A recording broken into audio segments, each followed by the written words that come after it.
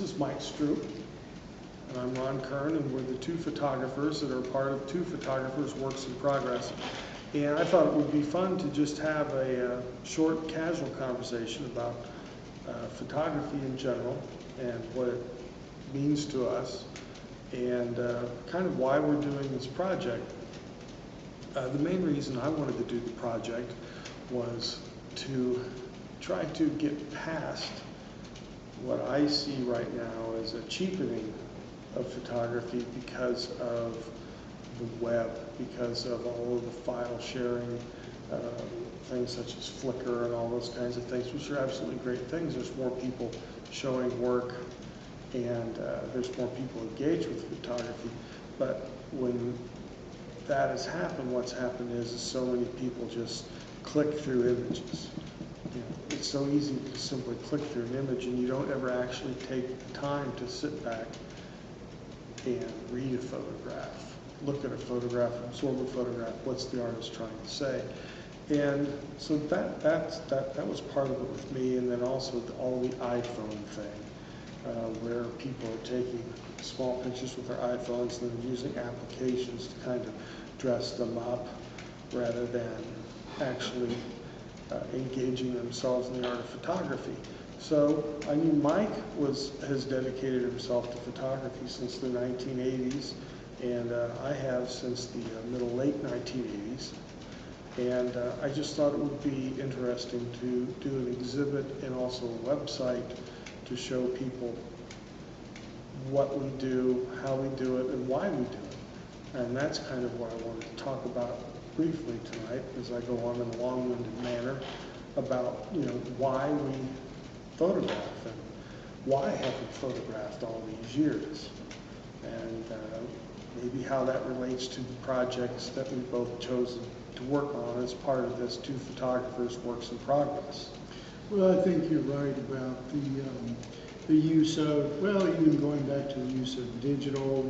So many people, obviously, the last 10 or 15 years have moved over to digital, offering just a lot of conveniences, less cost of film and processing film. And so for me, it comes down, and I appreciate the opportunity. I've started blogging on this project, which is new for me, and a new use of the technology, or the use of websites to do, the internet to do blogging itself. And I've had this feeling, if any of you have seen my recent blog, it's the photography, the photographic images in the blog are somewhat different for me from the standpoint. When I say different, they are straight up documentary style color images.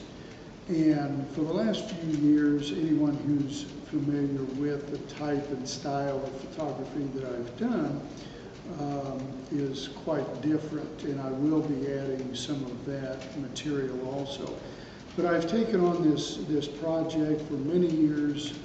Again, if you've seen the blog, it has to do actually with my hometown and my feelings about my hometown as I grew up, and then as I left the town for college and future employment, that the town itself, mostly of course the old downtown square, began to fade and decline and die out. And so for me, the photography involved is a personal aspect, a personal reflection of the change in my hometown where I grew up for 22 years, and the kind of the different feelings that I have whenever I go back and visit the hometown, which is not often. So I've attempted to express my thoughts and feelings photographically and with the written word. But I do agree with you, Ron, from the standpoint that digital, cell phone cameras, and these types of technological electronic advances have made photography much more accessible for the average person, But at the same time, I think certain times with these new advances, we kind of lose sight of what is it we're taking a photographic image of. What am I trying to say? So often I hear people talk about, you know, I use this digital camera with this number of megapixels and so on and so forth, all the technical details of the image. And we so often we get away from why did I take this image? What was I trying to say or express with the image or with a series of images? That perfectly dovetails into what I'm doing as part of this project, which was a slight departure for me because I went the opposite way toward plastic cameras. That basically there's hardly any control over your f-stop and shutter speed and your focus. And, you know, we estimate distances. I went back to something that I had done in a previous photographic life, which is use a much more conventional camera, the Leica 35 millimeter, along with a spot meter, where I'm using the zone system to make my exposures and all those kinds of things. So I've gone back to that, but the idea was that I read a poem by Edward Henry Satchwell III, who happens to be my nephew, and that inspired me to look at the world in a particular way. And through that inspiration, and also there's friends of mine, Matt LaFerry and Angie Skaggs, who were just getting into film photography with old 35 millimeter cameras. That kind of inspired me to, you know, go take a look back and see what I had to use as a tool. And so everything just kind of came together, but it all came together in the idea that I wanted to look at the world, the current world, realistically and at times metaphorically, in a particular way. So there was this inspiration about the art of making my photographs, rather than just simply trying to find something that looked cool, looked neat, that could be dressed up with digital applications and those kinds of things. So, you know, what you're saying is exactly what I was trying to accomplish as well, which is trying to use photography as a self-expression and as also as a self-reflection of the way I see the world and what I think about the world.